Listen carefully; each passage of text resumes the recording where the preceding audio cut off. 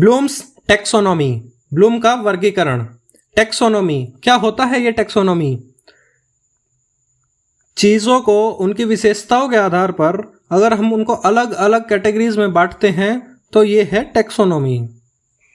Benjamin Bloom जिन्होंने thinking skills को अलग अलग कैटेगरीज में बांटा है तो उन्होंने ये क्या दी है? टेक्सोनॉमी दी है, इसलिए हम बोल रहे हैं ब्लूम्स टेक्सोनॉमी। और अलग अलग डोमेन्स हैं लर्निंग के, cognitive domain, affective domain, psychomotor domain. लेकिन ये डोमेन्स किस किस ने दिए हैं? ये सिर्फ ब्लूम ने तीनों ही डोमेन नहीं दिए हैं, तो वो सब हम आगे सीखते हैं।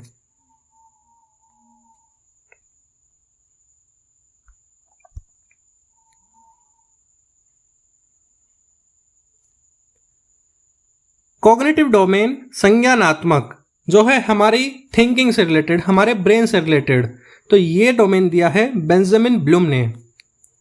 अफेक्टिव डोमेन जो है हमारे इमोशंस से रिलेटेड, ये डोमेन दिया है डेविड कर्थवुल ने। संवेगात्मक साइकोमोटर डोमेन मनोगतिक, ये डोमेन दिया है अनीता हेरो ने, जो कि है हमारी मूवमेंट से रिलेटेड। साइको होता है मन से रिलेटेड, ब्रेन से रिलेटेड, और मोटर होता है मूवमेंट से रिलेटेड। तो ये 3 डोमेन्स ऑफ लर्निंग है जिनमें से हमें कॉग्निटिव डोमेन पर ज्यादा फोकस करना है क्योंकि ये हमारे एग्जाम्स में ज्यादा आता है। और ये टेक्सोनॉमी दी थी 1956 में। A framework to classify learning into different levels of thinking. ये एक फ्रेमवर्क है जिसमें हम थिंकिंग की अलग अलग लेवल्स को क्लासिफाई कर रहे हैं, अलग अलग कैटेगरीज में बांट रहे हैं। ये थिंकिंग की जो कैटेगरीज बांट रहे हैं ये कौन से डोमेन के अंडर है? कॉग्निटिव डोमेन के अंडर है ये।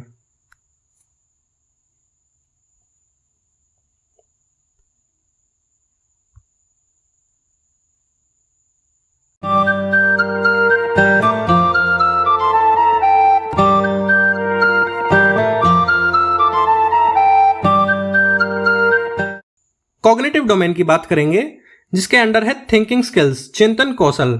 इसके अंदर 6 लेवल्स दी गई हैं। ये टेक्सोनॉमी है क्योंकि हमने इसको अलग अलग कैटेगरीज में बांटा है। ये दोनों अलग अलग क्यों लिखी हुई हैं?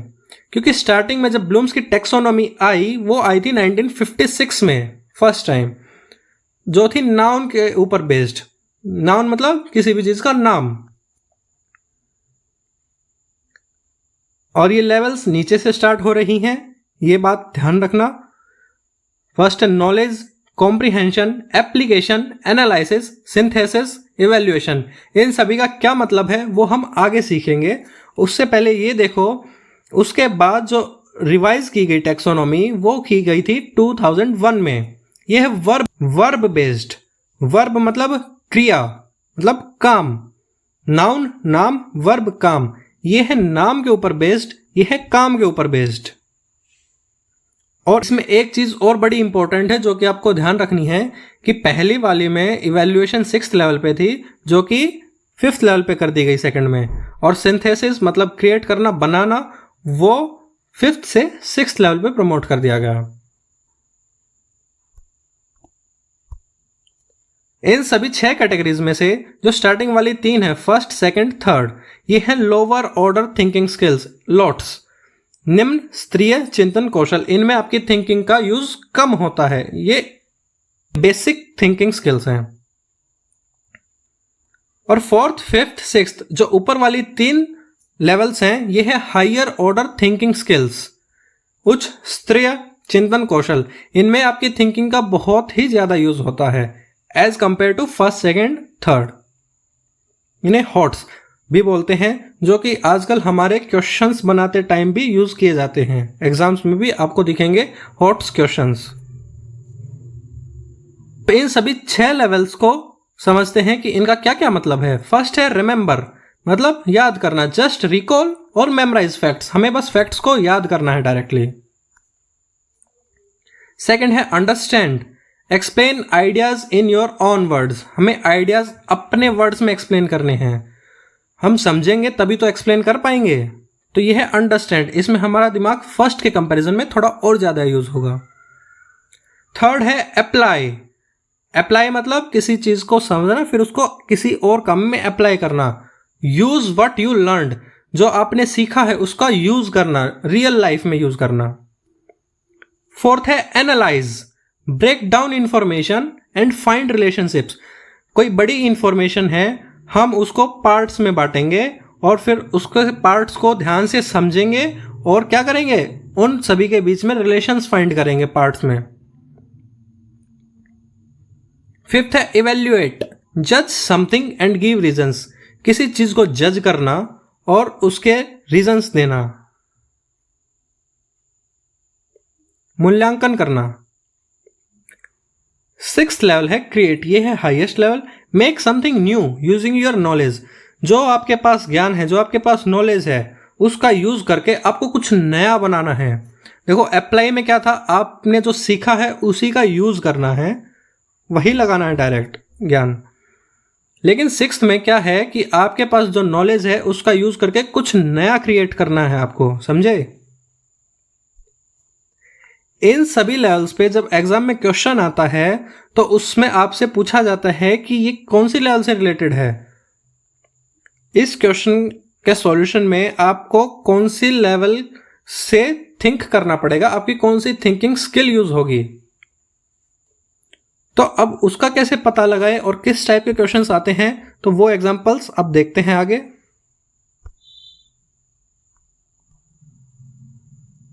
ये स्टेजेस नीचे से ऊपर हैं, ये बात याद रखना। First remember what is the formula for area of rectangle. देखो अब इसमें क्या पूछा है, फॉर्मूला पूछा है। फॉर्मूला आपको याद ही रखना पड़ेगा। रेक्टेंगल का एरिया, इस चीज का फॉर्मूला क्या है, इसके लिए आपको क्या चाहिए, रिमेंबर वाली थिंकिंग स्किल चाहिए, आपको याद रखना पड़ेगा।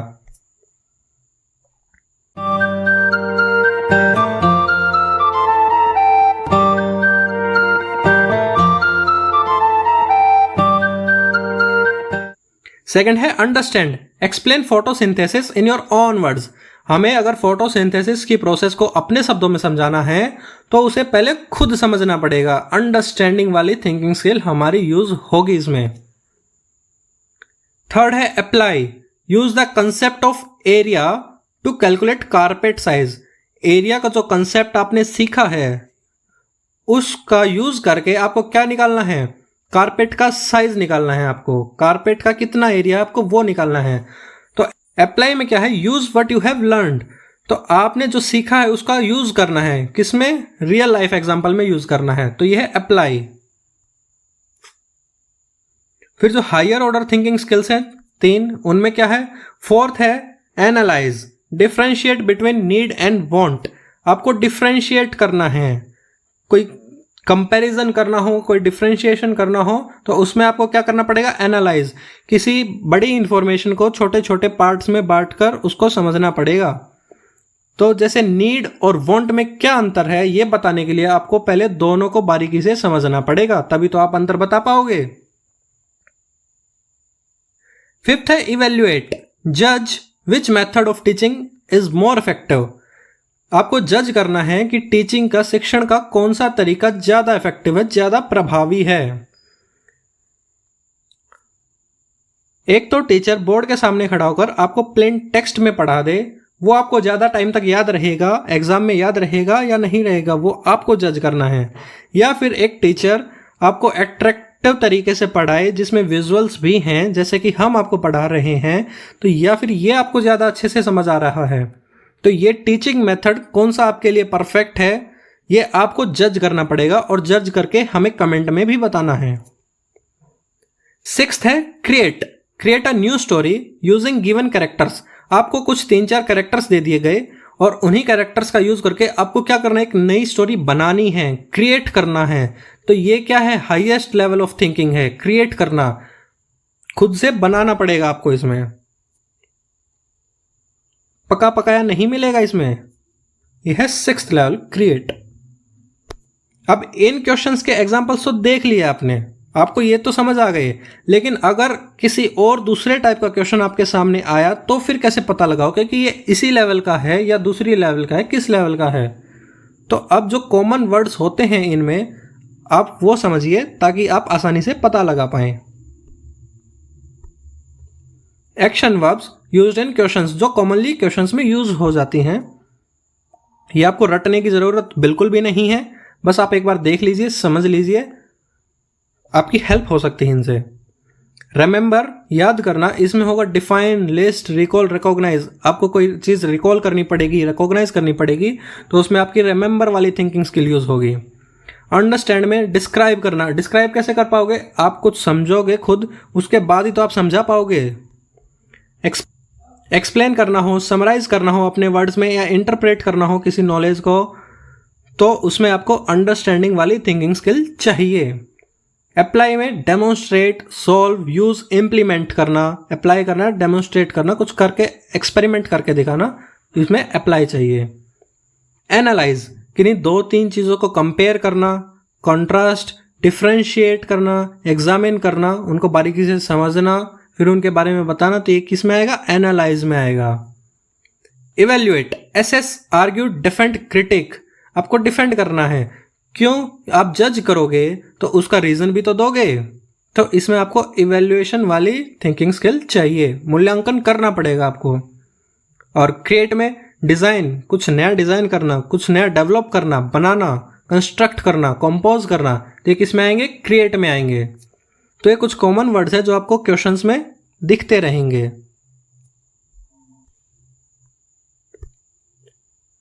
अब है आपके लिए एक बढ़िया सा question, Which of the following learning objectives reflects the understanding level of Bloom's taxonomy? जो अंडरस्टैंडिंग वाली लेवल है वो किस में यूज होगी? निम्नलिखित में से कौन सा अधिगम उद्देश्य ब्लूम की टैक्सोनॉमी के समझ स्तर को दर्शाता है? समझ वाली थिंकिंग स्किल को कौन सा दर्शाता है इसमें से, बताओ, कमेंट करके बताओ जल्दी से।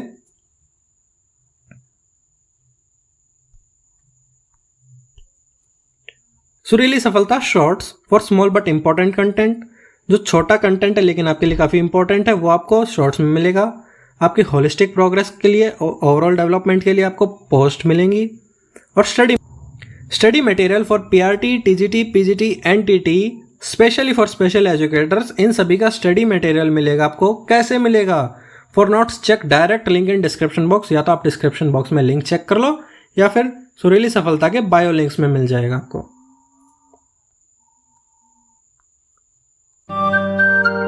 सुरीली सफलता के संग पढ़ते रहो, बढ़ते रहो।